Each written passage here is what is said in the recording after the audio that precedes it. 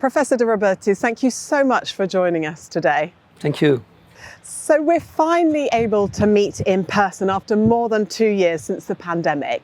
What do you think being in Milan brings to the meeting?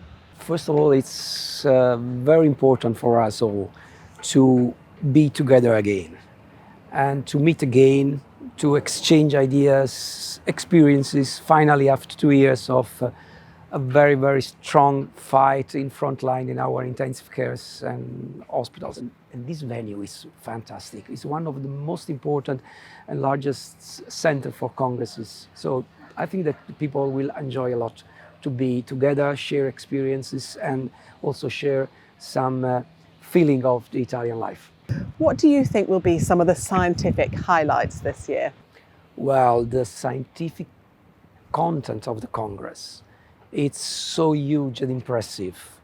So many things will be debated and discussed, but I think that we will start with some wonderful lectures, the Sir Mackintosh lectures and Professor Ibsen lectures. Then we will keep on with touching many aspects of our discipline. I think what is more important at the moment is the presentation of the results of some trials, like for instance the use of a PEEP level in intraoperative or the ventilation effects on postoperative.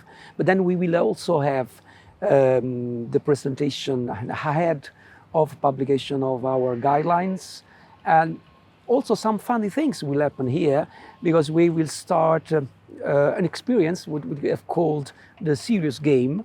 It's something in which the people will play and will be challenged to have teamwork, leadership experience, and so I think it will be very, very interesting also to see how they will be received. Of course, many of the delegates are joining virtually as well because it's a hybrid meeting. How are you keeping them involved? We have learned a lot over the last 2 years when we had not the possibility to meet in person. And I have to admit that although there are still problems in terms of attraction and also the problem of connections and real exchange of questions, answers and so on.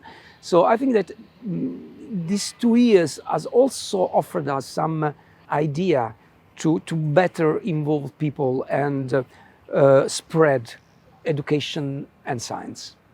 And just finally, let's look ahead to next year. What's the latest news on the plans for Euroanaesthesia 2023, which is scheduled to be in Glasgow? As you can imagine, we have already started to work. We will gather in Glasgow, Scotland, and it will be another fantastic congress.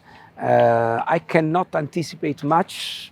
I think that one of the main theme will be green anesthesia and sustainability. That are two aspects, two challenges of our day. Well, plenty to look forward to this conference, this meeting, and also next year. Dr. Robertis, thank you so much for joining us and have a fantastic meeting. Thank you very much.